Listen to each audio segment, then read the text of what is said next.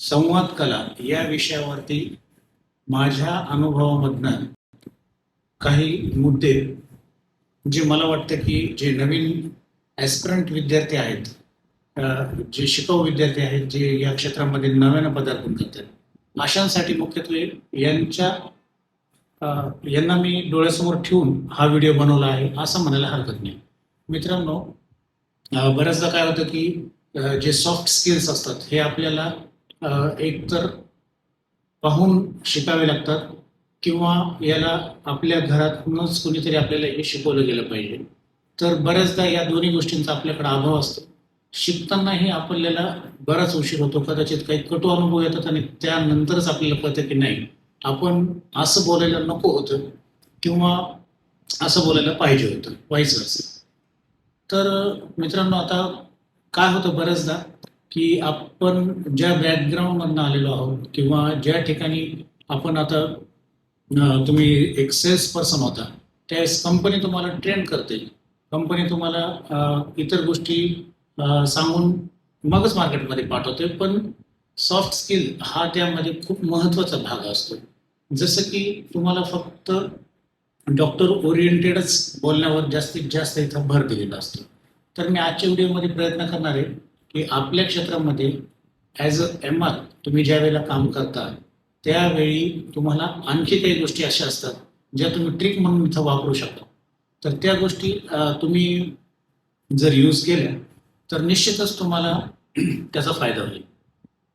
यामध्ये सर्वात मुख्य गोष्टीमध्ये ज्या वेळेस आपण फील्डमध्ये उतरतो, जेव्हा इन्स्टॉलेशन चालू असतं त्यावेळी तुमचे सिनियर्स तुमच्यासोबत असतात. अर्थातच सिनियर तुम्हाला डॉक्टरांकडे नेतात, केबिनमध्ये नेतात.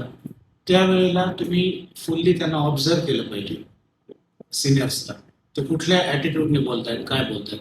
पण बऱ्याचदा इथं चूक काय होते की आपले सिनियर्स त्यांच्या रिलेशनमध्ये इतरांशी बोलत असतात. म्हणजे जसं की संबंधित डॉक्टर असतील, संबंधित स्टॉकिस्ट असेल, रिटेलर असेल, ETC. तर ह्या सर्वांना ते त्यांच्या वर्षांच्या रिलेशनमध्ये येऊन बोलत असतात. आपण बऱ्याचदा कॉपी पेस्ट करण्याच्या नादामध्ये काहीतरी गल्लत करतो आणि एखादा शब्द जर आपल्याकडनं चुकीचा स्टॉकिस्ट, रिटेलर अथवा डॉक्टर यांच्या मनामध्ये आपल्याबद्दल एक वाईट प्रतिमा आपली तयार होऊ शकते.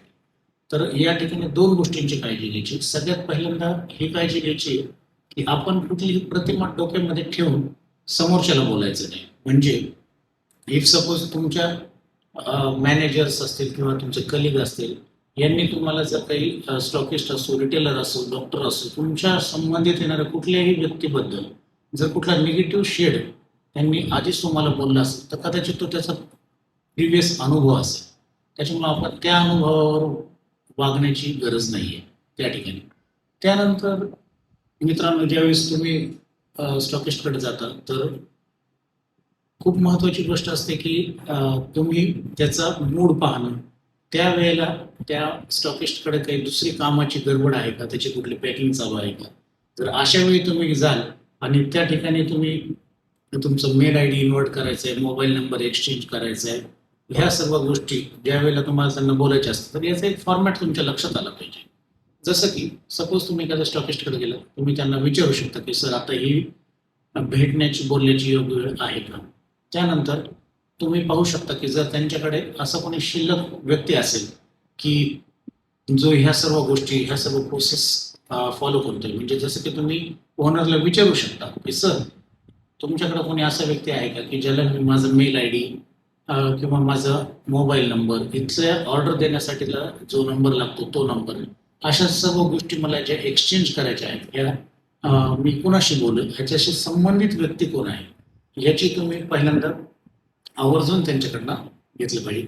या ठिकाणी दोन गोष्टी होतात की एक तर त्याला तुमचा जो काही वर्क डन करायचं आहे हा त्याच्या कामामध्ये अडथळा बनणार नाही, हे ह्याच्यामधनं आपल्याला साध्य करायचं आहे. दुसरी गोष्ट, काही कॉमन गोष्टी आहेत. मी आता जसं तुम्हाला या ठिकाणी स्टॉकिस्टबद्दल सांगितलं, ही सेम थिंगमध्ये आपल्याला रिटेलरकडं, रिटेल शॉपला ज्या वेळेला तुम्ही जाता त्यावेळेत पूर्ण काळजी घ्यायची की त्याचा कस्टमर चालू असताना त्याला एकही शब्द बोलायचा नाही, हाय हॅलो सुद्धा नाही. तुम्ही जेंटलमॅन बनून बाजूला एका कोपऱ्यामध्ये उभं राहायचं आणि ऑब्झर्व करायचं की त्याचं बॉडी लँग्वेज काय आहे, त्यावेळेस त्याचा मूड काय आहे, आणि त्यानुसार तुम्हाला आपोआप त्याच्याशी पुढं काय आपल्याला संवाद करायचा आहे याच्यातल्या 2 गोष्टी आपल्याला कळतील. जसं की तो जर काही ग्राहकाला समज देत असेल, समजून सांगत असेल, त्या रिगार्डिंग तुमच्याकडे काही ॲड ऑन करण्यासाठी काही माहिती असेल तर तुम्ही ती बॅक ऑफ द माइंड ठेवा. त्याचं संभाषण संपल्यानंतर तुम्ही ज्यावेळेस बोलाल त्यावेळेस ती माहिती तुम्ही त्याला प्रोव्हाइड करू शकता.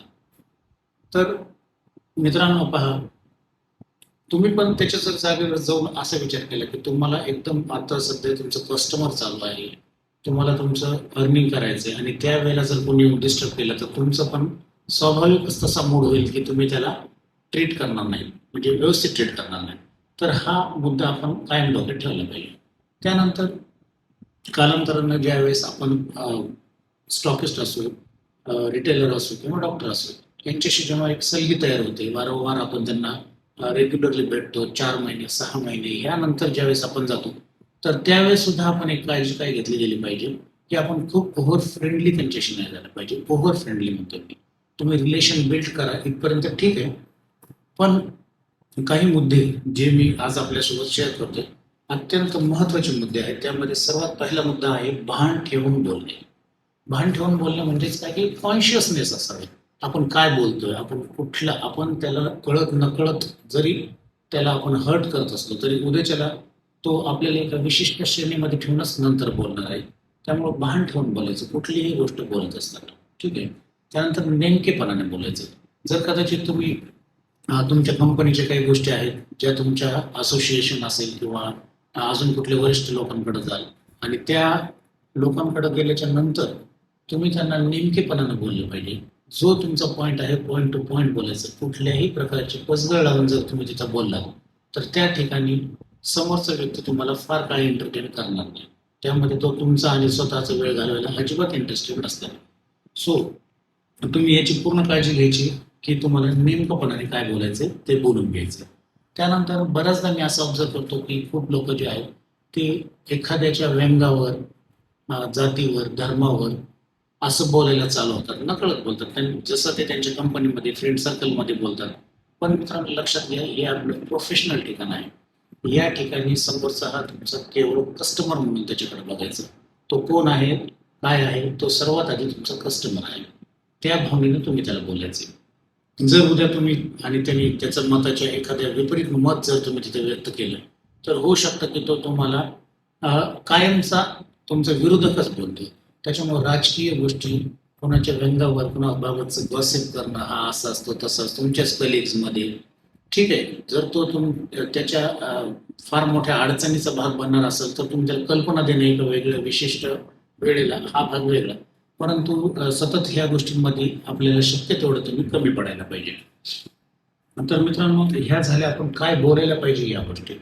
यानंतर काय नाही बोलायला पाहिजे या गोष्टी. यानंतर एक गोष्ट मी तुम्हाला आवर्जून या ठिकाणी सांगेल की आपण काय बोलायला पाहिजे. बरोबर, असा प्रश्न पडतो की आपण नेमकं मग बोलायचंच काय. जर येऊन जाऊन आपल्यापाशी या 4 गोष्टी असतात तर मग बोलायचं हे मित्रांनो की तुम्ही सर्वात आधी तुम्ही काही ना काहीतरी वाचन चालू करा. वाचलं की तुम्हाला बोलण्याचं आपोआप स्किल तुमच्यामध्ये येणार आहे.